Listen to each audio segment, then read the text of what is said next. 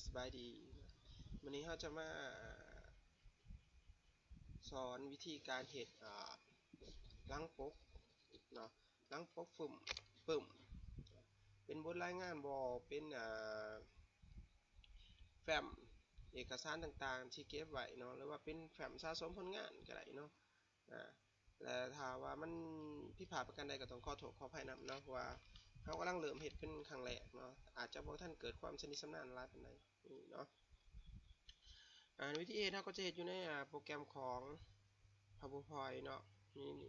เรามาเริ่มกันเลยเนาะก่อนอื่นเราก็ต้องเปิดโปรแกรมขึ้นมาก่อนอ่าหลังจากเราเข้ามาฮอดนี้แล้วเราจะเปลี่ยนให้มันเป็นหน้าทางต่างเนาะเราจะมาเข้าออกแบบอ่าจะอ่ซ้ายมือเนาะซ้ายมือหรือขวามือนี่ล่ะขนาดเนาะเลือกขนาดที่กำหนดเองได้อ่าอยู่ในนี้เราจะมาเลือกเป็นกระดาษ A4 แนวตั้งกดตกลงนะแล้วจะได้หัวพางของเจียมาแบบนี้เนาะจะได้หัวพางเจียมาแบบนี้อ่าก่อนเราจะได้เราต้องมาเบิ่งแบบก่อนว่าแบบเราสิขึ้นมาเป็นแบบใดเนาะ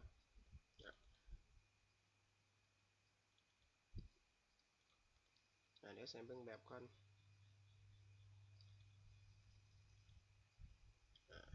นี่แบบว่าจะเป็นลักษณะซ้ำนี้เนาะหรือว่าผู้ใดมีไอเดียดีๆเก๋ๆก็สามารถปรับแต่งให้แบบออกมาจบงามก็ได้เนาะเรามาลองเฮ็ดกันเบิ่งก่อนอื่นเราคลิกขวาเลือกภาพพื้นหลังก่อนนี่เขาจะเอาเป็นสีฟ้าๆเนาะที่ให้มันกลมกลืนกับรูปภาพที่เขาจะมานำใส่เนาะนี่หลังจากนั้นเขาแทรกรูปร่างนะอาจจะมาเลือกเอาตัวนี้นะเพื่อเป็นการปรับและดัดแก้ให้เหมาะสมนี่เนาะหลังจากนั้นมาล่องเขามาอีกแทรกรูปภาพก่อนอื่นเขาต้องมาเฮ็ดช่องพอนเดอร์ไว้ก่อนเนาะช่องพอนเดอร์ไว้ก่อนว่าหูเขาสามารถจากใส่เอาเข้ามานำเข้ามาเนาะก็จะเลือกเอารูปตัวนี้มาเป็นรูปพื้นหลังพื้นหลังจะเป็นลักษณะแบบนี้เนาะ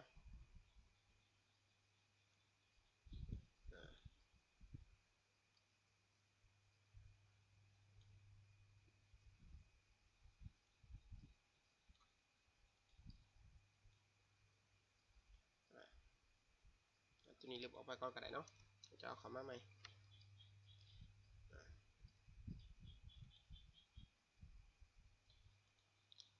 มาเบิ่งนี่เขาจะเห็นเป็นเงา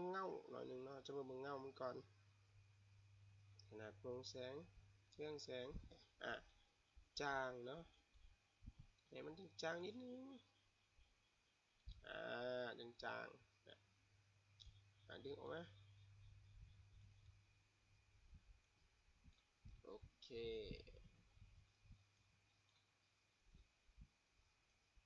โอ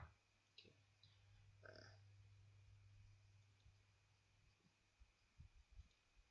ตัวเก่าปับเนาะ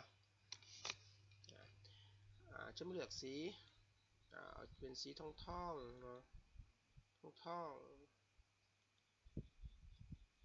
ทองเข้มสีทอง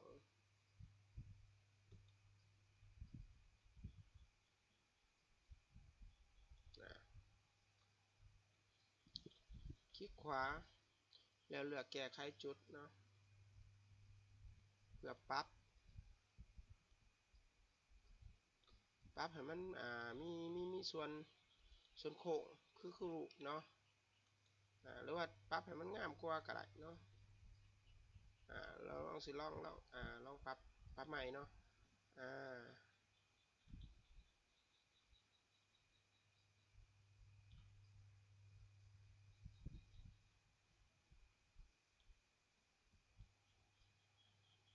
ของนิดนึง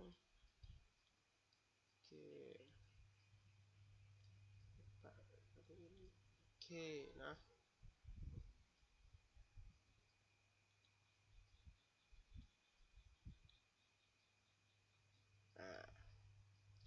หลังจากนั้นจะไม่เห็นการคัดลอกหรือว่าการ copy เนาะคลิกใส่รูปแล้วกด Ctrl C แล้วกด Ctrl V เนาะแล้วนั่นจะหมุนหูจับหมุนเนาะลากลงมาไว้อยู่รุม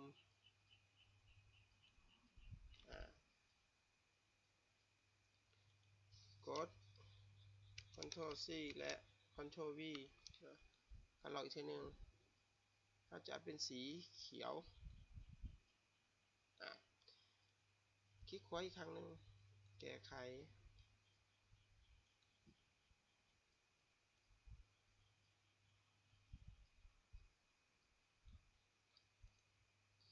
ขวาแก้ไขจุด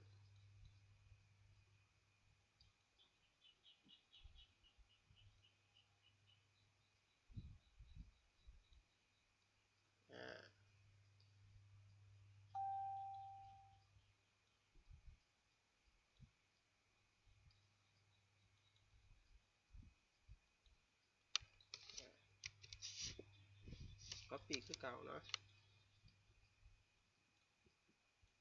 หมุน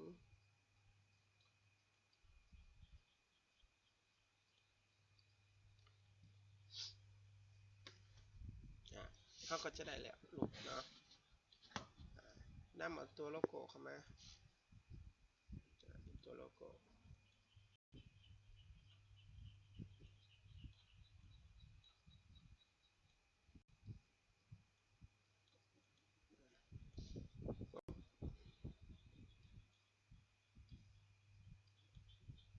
เราจะมีการตัดผืนหลังของโลโก้เอาสีขาวออกเนาะจะเห็นตัวโลโก้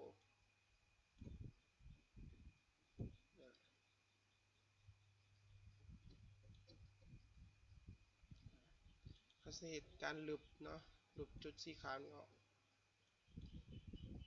ให้เป็นเปล่าวาง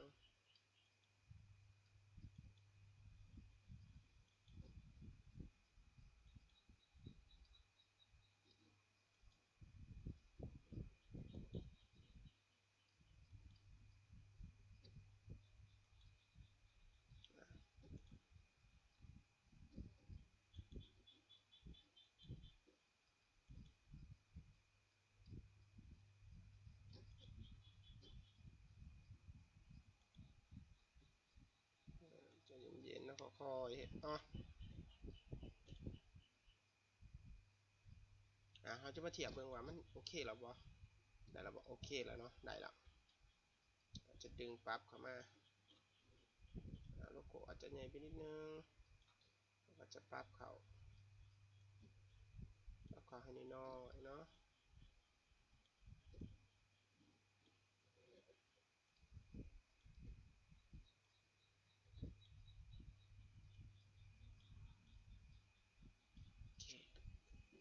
ได้แล้วเนาะวันนี้เราจะมาเขียนตัวหนังสือใส่เนาะเราจะมาเข้าแทรกเนาะอักษรเนาะมันจะเลือกแบบตัวอักษรหลังจากนั้นเราจะมาเลือกลบทิมเนาะเราจะลบตัวนี้ออกแล้วเราจะมาเข้าหน้าแรกเพื่อเลือกรูปแบบตัวอักษรเนาะนี่ในการเลือกรูปแบบตัวอักษรก็สามารถเลือกได้หลายรูปแบบตามความมักของบุคคลเนาะบางคนก็อาจจะใส่เศรษฐาเนาะบางคนอาจจะใส่เพชรสลัดอุที่เนาะหลากอีกหลายๆรูปแบบของตัวอักษรเนาะ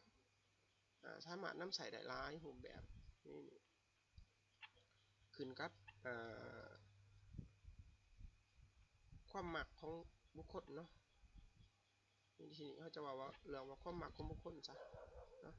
บางคนก็มักแบบตัวหนังสือม้วนๆเป็นเหลี่ยมเนาะนี่แต่สำหรับข้าพเจ้าขอแนะนำตัวนี้เนาะปรับขนาดตัวหนังสือลงมาอยู่ประมาณสัก36เนาะลองเบิ่งเป็นแฟ้มสะสม ผลงานเนาะ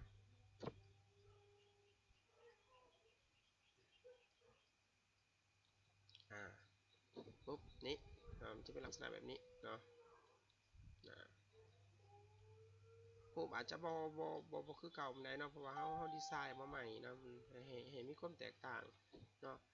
จะบ่ให้เอาคือเก่าหลายปานใดเนาะดีไซน์ใหม่เนาะให้มันจบงามขึ้นกว่าเก่า44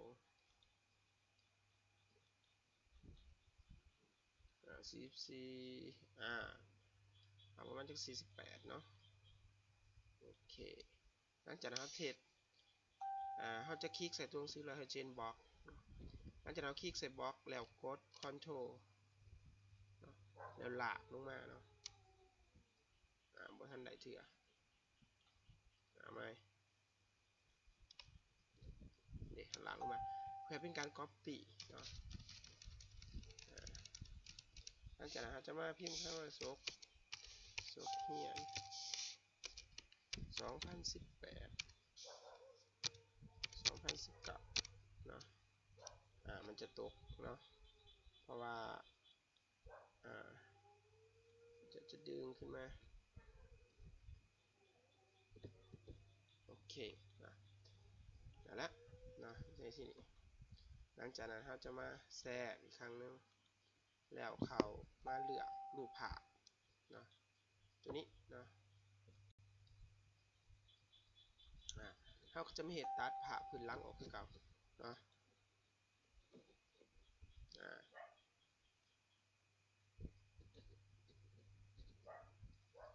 โอเคปั๊บ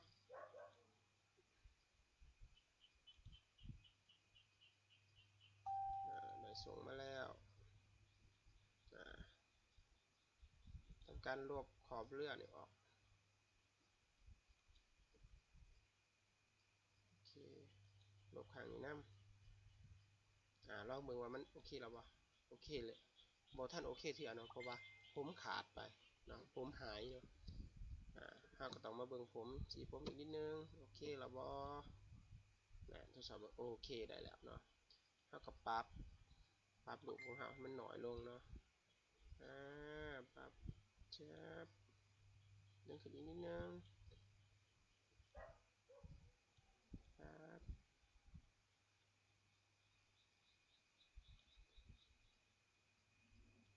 ปรับขนาดรูปอีกโอเคเนาะประมาณนี้เนาะหลังจากได้แล้วเข้าอีกแทรกอีกครั้งนึงนะเข้ามาแทรกอีกครั้งนึง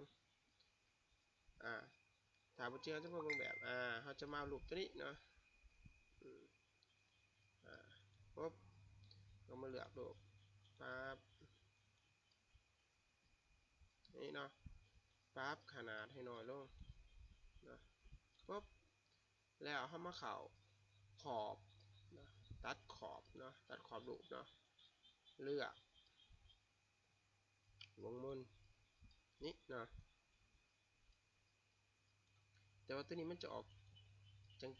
งๆเนาะจะเป็นแบบเงาๆจางๆหน่อยนึงเนาะดังนั้นตัวนี้เราจะมาเข้านี้เนาะจางๆตัวนี้ปั๊บเห็นบ่เขียนว่าปั๊บโอเคมาเบิ่งรูปตัวที่สองแบบนี้รูปยืนถือใบประกาศนียบัตรเนาะเขาแทรกอีกครั้งหนึ่งปั๊บปุ๊บปั๊บให้หน่อยเขาปั๊บตัวนี้ก็จะเป็นหูวงม่นคือกันเนาะแต่ว่าวงม่นมันจะแตกต่างกันเนาะนี่เนาะจะเป็นวงม่นที่แตกต่างกันเขาตัดขอบคือเก่าวงม่นปั๊บนี่ตัวนี้ปั๊บให้หน่อยเขาเนาะให้มันสมดุลกันเอามาวางมาเบิ่งปุ๊บนี่มันจะมันจะแตกต่างกันตรงนี้เนาะเพราะว่ามันตัวนี้มันใหญ่เกินเนาะ ใหญ่เกินเราก็ต้องปรับเข้ามามันใหญ่เกินเราก็ต้องปรับมันโอเค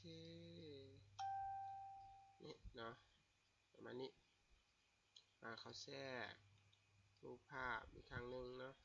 ตัวนี้จะเป็นตอนหนังเนาะเราก็จะมาข่าวเรื่องตัวหนังครับเหนียวภาพลงภาพข่าวกรอบคือเก่าลงมุ่นปั๊บ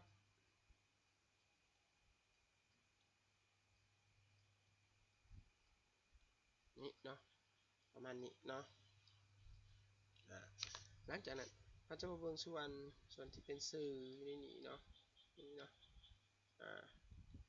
ถ้าส่วนที่เป็นสื่อในนี้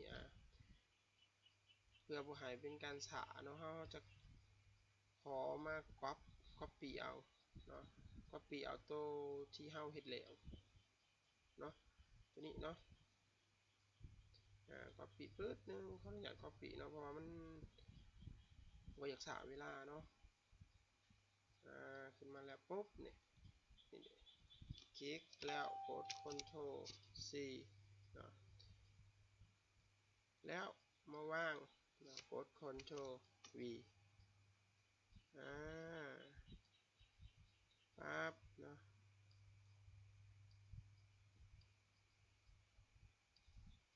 ปั๊บแล้วเนาะ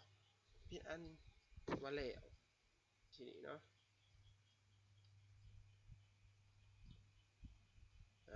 หลังจากนั้นมาเซฟเนาะเข้าไฟล์ส่งออกก่อนเนาะเลือกรูปแบบรูปภาพเนาะรูปแล้วเพื่อรูปภาพนี้จะใส่ว่าTHARVONNE เนาะเราจะสร้างไฟล์เนาะไฟล์ลงให้ทั้งหมดเนาะนี่เขาจะเบิ่งว่ามันสร้างไฟล์เขาแถบบ่เขาจะบอกเขา document ปุ๊บมาเบิ่งเดี๋ยวเขาเห็นไฟล์ที่เขาพิมพ์ไปเมื่อกี้นี้ปุ๊บเนาะรูปภาพเปิดด้วย Open with เปิดด้วย Photoshop เนาะปุ๊บนี่เนาะมันจะเป็นลักษณะของห่างแบบนี้เนาะ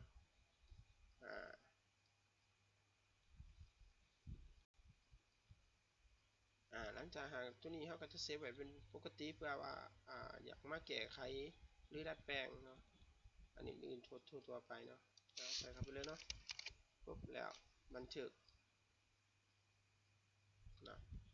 ก็เป็นอันว่าแล้วเนาะทีนี้ถ้าว่าผู้ใดสนใจเนาะอยากเรียนหรือว่าอยากเป็นก็ให้เขามาสอบถามได้เนาะอยู่ในใต้คลิปนี้เนาะและสามารถติดตามเบิ่งผลงานของข้าพเจ้าได้ทาง YouTube เนาะเราจะมีช่องให้เนาะให้กดติดตามและกดSubscribe เนาะแล้วก็กดหูกระดิ่งเนาะเพื่อให้หูจักว่าเวลาเรามีคลิปใหม่ๆลงมันจะแจ้งเตือนให้เห็นทันทีเนาะนี่สินี่เนาะก็สนะก็สมมติเพียงเท่านี้เนาะอันนี้ก็กล่าวคำว่า